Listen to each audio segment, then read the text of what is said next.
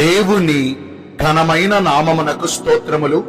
ఈ వాగ్దానాన్ని వింటున్న మీకందరికి మన ప్రభువును ప్రియ రక్షకుడైన యేసుక్రీస్తు నామములో శుభములు, మా హృదయపూర్వకమైన వందనములు. ఈ రోజు మీ కొరకైన దేవుని వాగ్దానము ద్వితీయోపదేశ కాండము 30వ అధ్యాయము 9వ వచనము. నీ దేవుడైన యెహోవా నీకు మేలగునట్లు నిన్ను వర్ధిల్ల చేయును. మంచి దేవుడైన యేసయ్య ఈ మంచి వాగ్దానమును నిశ్చయముగా నేడు మనందరి జీవితములలో నెరవేర్చునుగాక. ఆమేన్.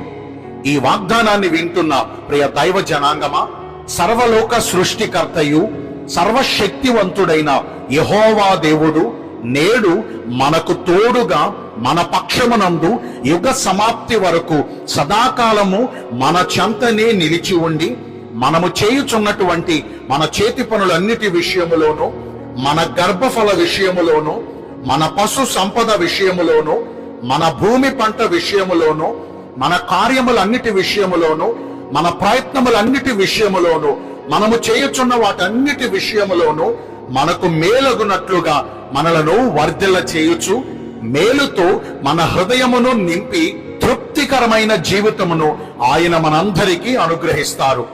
మంచి దేవుడు ఈ వాగ్దానమును నేడు మనందరి జీవితములలో నెరవేర్చి మనకు మేలుకరమైన జీవితమును దయచేయునట్లుగా, మేలు నొందుచు అనేక దినములు మనము జీవించున్నట్లుగా మొదటిగా చెడ్డ మాటలు పలుకకుండా మన నాలుకను, కపటమైన మాటలు పలుకకుండా మన పెదవులను కాచుకోవాలి.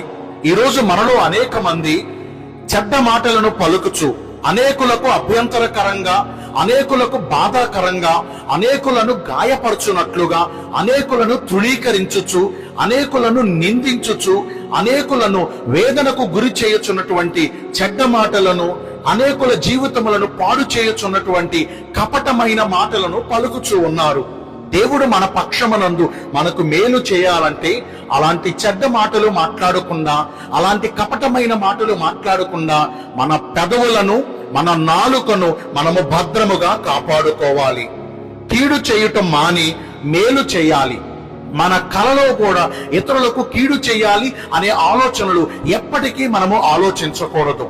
అందరూ బాగుండాలి, అందులో మనం ఉండాలి అనే ఆలోచనను సదాకాలము కలిగి ఉండాలి. చేతనైతే ఇతర మనుషులకు ఎప్పుడూ మనలను బట్టి మేలు కలుగునట్లుగానే ప్రవర్తించాలి.